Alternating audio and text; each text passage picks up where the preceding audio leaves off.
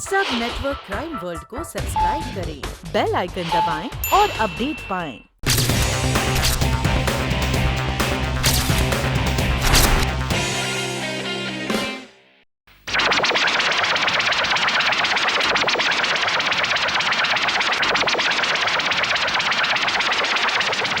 जी कहिए। मैं रॉकी फर्नांडिस से मिलना चाहता हूँ। रॉकी फर्नांडिस? रॉकी फर्नांडिस नाम का यहाँ कोई आदमी नहीं रहता। ये 823 विल्सन कॉटेज है ना? जी हाँ, ये मेरा घर है। मेरा नाम मात्रे है। देखिए मिस्टर मात्रे, जरा याद करके बताइए, क्या कोई रॉकी फर्नांडिस नाम का कोई किराएदार या पेइंग गेस्ट यहाँ रहता रहा हो शायद कुछ साल पहले? जी याद आया। ऊपर के रूम में भाड़े पे रॉकी फर्नांडिस नाम का एक आदमी रहता था, मगर उसे तो 3 साल हो गए यहाँ से चला गया। क्या नहीं रिमेम्बर वो यहाँ से कहाँ गया था? सॉरी, मैं कुछ कह नहीं सकता। वो कहाँ गया, किधर नहीं गया, मुझे कुछ मालूम नहीं। Okay, thank you very much. अब तो मुझे छोड़ दीजिए। कर्नल साहब, अरे कर्नल साहब प्लीज हमारे ऊपर एक छोटा मेहरबानी करो ना, मेरे को इधर से लेके जाओ। मैं इधर ये घर में अकेला नहीं रह सकता सर, मैं अकेलेपन से बहुत डरता हूँ। प्लीज प्लीज मुझे ऐसी जगह लेके जाओ जहाँ पे बहुत सारी पब्लिक हो, बहुत सारी भीड़ हो। एक काम करो, मेरे को जेल में लेके जाओ, अनाथ आश्रम में लेके जाओ, मेड हाउस में लेके जाओ, लेकिन मैं यहाँ अकेला नहीं रह सकता। Please please. दारोगा, आपने सुना नहीं? बुज़दिल इंसान हर दिन मरता है, बहादुर इंसान सिर्फ एक बार। अरे सर ये सब बोलने का बात है, ये कम बखत टेलीफोन है ना, मेरे को जीने नहीं देगा। जब भी बजता है ना तो मेरा हार्ट बीट बढ़ जाता है, मेरा ब्लड प्रेशर बढ़ जाता है। यही बजा सर, यही वो आदमी होगा, ये उसी शैतान का फोन होगा, उसी का फोन होगा। वो मेरे पीछे पड़ेगा सर, मैं ये फोन नहीं उठाऊंगा। फोन उठाइए दारोगा। नहीं नहीं, मैं नहीं उठाऊंगा, आप फोन उठाइए। मिस्टर दारोगा, आप प्लीज फोन उठाइए। मैं फोन नहीं उठाऊंगा।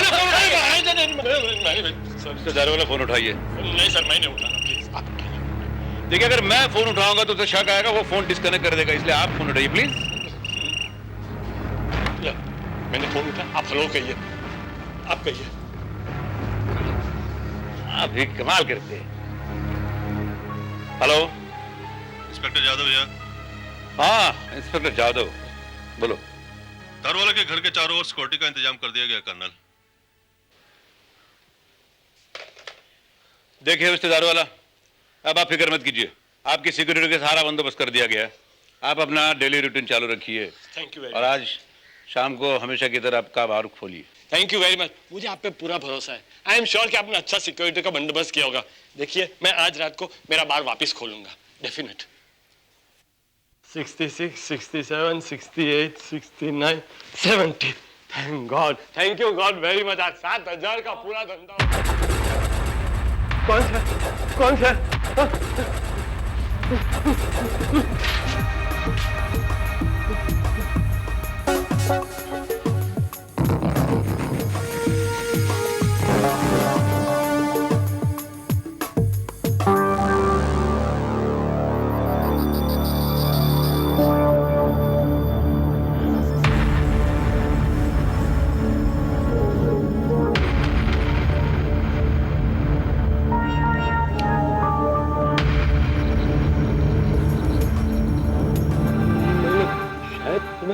देखा है।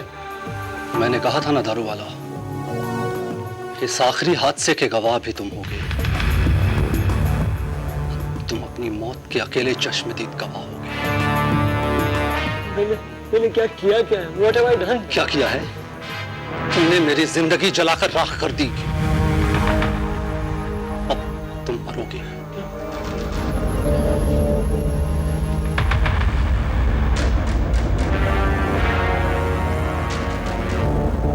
आज तुम मरोगे, तुम्हारा खून होगा, लेकिन खूनी मैं नहीं। तुम्हारे कमजोर से दिल पे एक हल्का सा झटका लगेगा और सब कुछ खत्म हो जाएगा। प्लीज मुझे माफ करो, मैं तुम्हारा हाथ जोड़ता हूँ, मैं तुम्हारे पाँव पड़ता हूँ। प्लीज प्लीज मुझे माफ करो, प्लीज प्लीज मुझे माफ करो। भागने की कोशिश मत करना।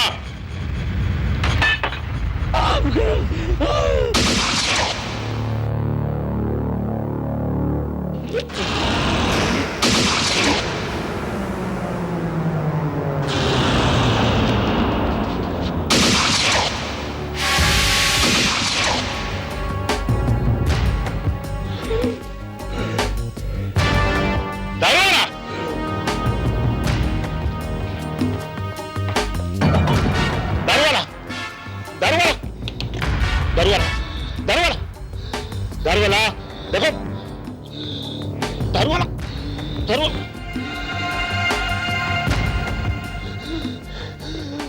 My God.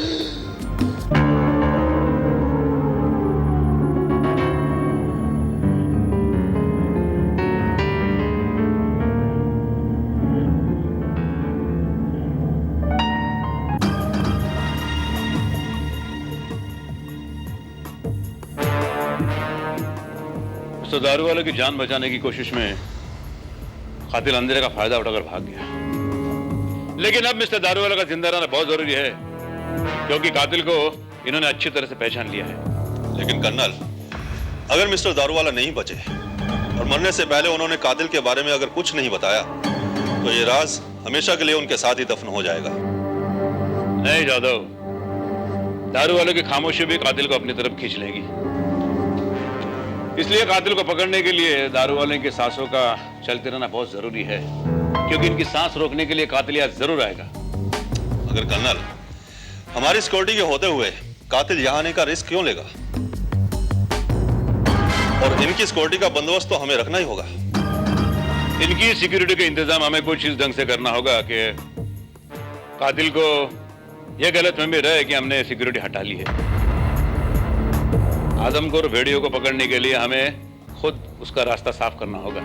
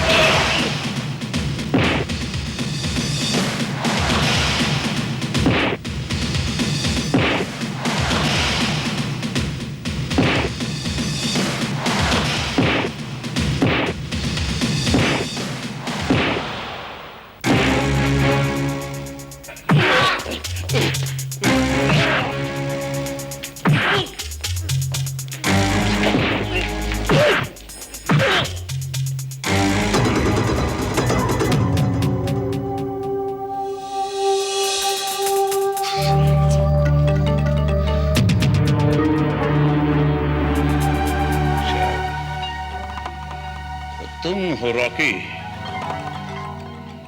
रॉकी फर्नांडिस। क्या पसंद करोगे? मेरी गन से मर जाना या जेल में सड़ सड़ के मर जाना या अपना जुर्म कबूल करना? बताओ, दारू वाले से तुम्हारे क्या दुश्मनी थी? बताओ। कर्नल, मुझे पकड़कर बहुत खुश मत हो, क्योंकि मैं जो करना चाहता था वो कर चुका हूं। मैं दारू वाले को डरा डरा कर मारना चाहता था और वो ऑलमोस्ट मर चुका। मैंने अपना रिवेंज ले लिया। उसने मेरी जिंदगी बर्बाद कर दी, मेरे बीवी को मुझसे छीन लिया उसने। झूठ बोल रहे हो तुम, क्योंकि दारू वाला इस आदमी नहीं है। वो ऐसा काम कभी नहीं करेगा। किया है उसने कर्नल। आज से 6 साल पहले की बात है। मेरे और मेरी बीवी के बीच अनबन रहा करती थी।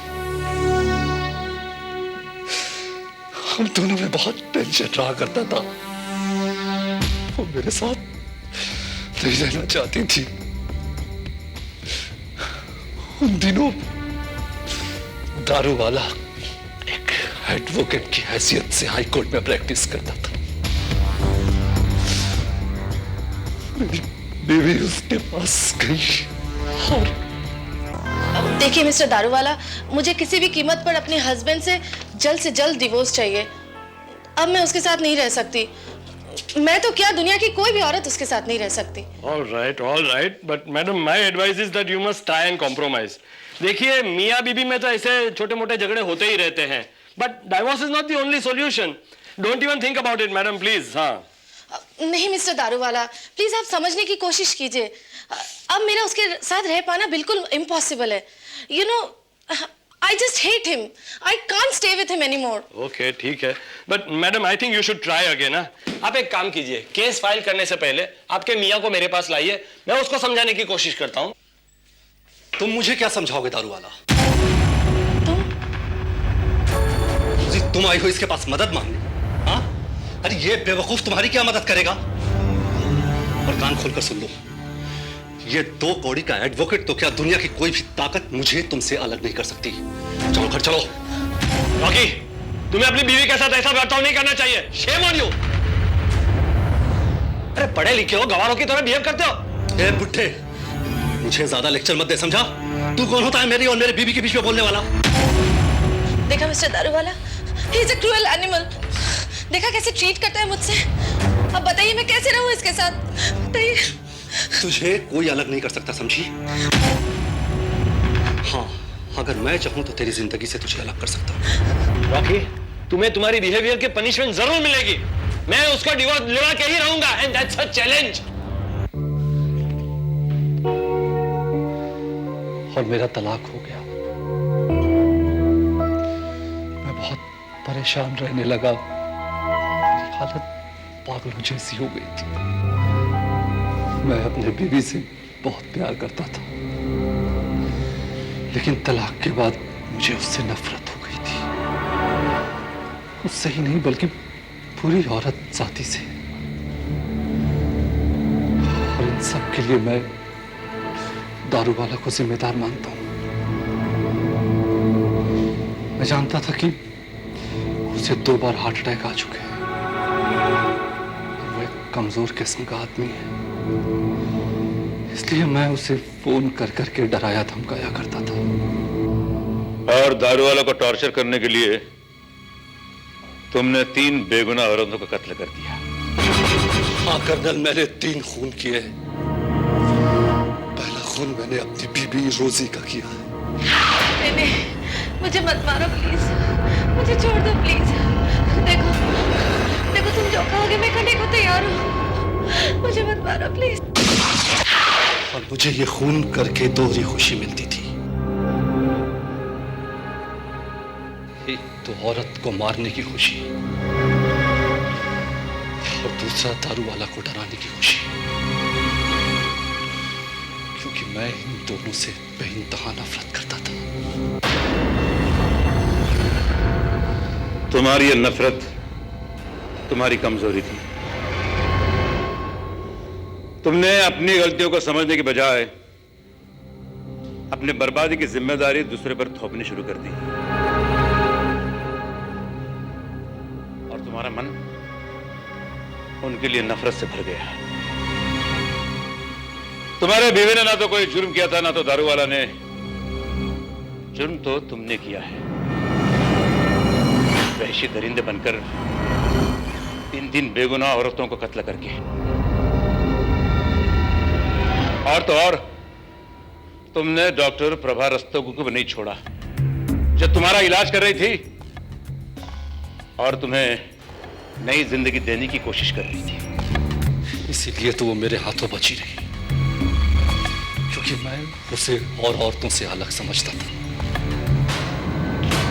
लेकिन उस दिन जब मैं अपनी चेकअप करा के क्लिनिक से बाहर निकला तो मैंने अपनी आवाज सुनी। मजा आया दारू वाला? कैसा लगा मेरा दूसरा तोहफा? अभी तो तुम्हें ऐसे कई और तोहफे दूंगा मैं, पर यकीनन अब तुम मुझसे मिलने को बेचैन हो गए होगे और मैं तुम्हारी ये बेचैनी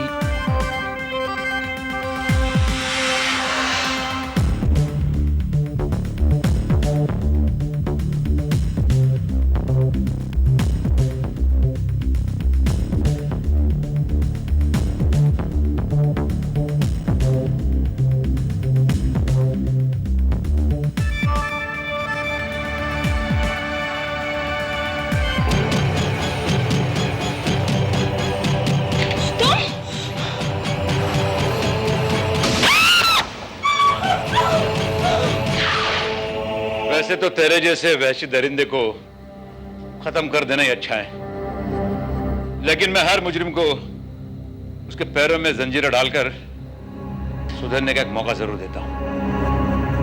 जादव, यस कर्नल। डाल दो इसे काल कोठरी में। क्या खून करने के लिए इसे इंसान तो क्या खुद का साया तक नहीं मिल पाएगा। चलो।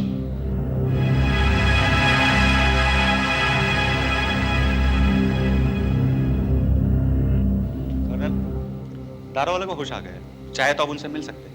Thank you doctor. आओ कर्नल साहब आओ। हेलो मिस्टर दारूवाला, कैसे हैं आप? अच्छा हूँ सर। सर मैं आपको उस आदमी का नाम बता सकता हूँ? रॉकी फर्नांडिस। कुछ साल पहले आपने उसका और उसकी बीवी का डिवोर्स करवाया था। उस वक्त आप एडवोकेट दारूवाला थे। बस उसी दिन से वो आपकी जान के पीछे पड़ा है। लेकिन अब आपको घबराने की कोई जरूरत नहीं है, क्योंकि वो पुलिस की हिरासत में है और यह निश्चित है कि उसे लंबी सजा होगी। Thank you colonel, thank you very much. क्या हुआ जादव? कर्नल, इसने मेरी रिवॉल्वर छीन के अपने आप को गोली मार ली।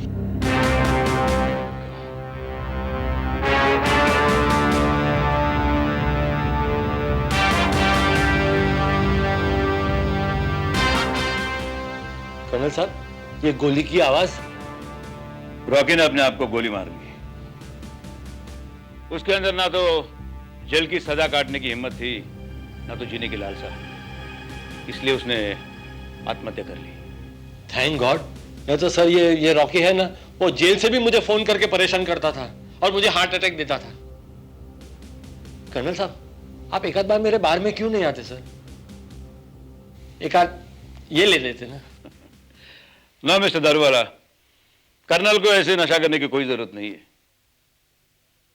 अपना काम पूरा करना, अपना फर्ज पूरा करना, यही एक नशा है, अपना मकसद है बस। सर ये मुझे लगता है ये टेलीफोन की घंटी मुझे हॉस्पिटल में भी मार डालेगी।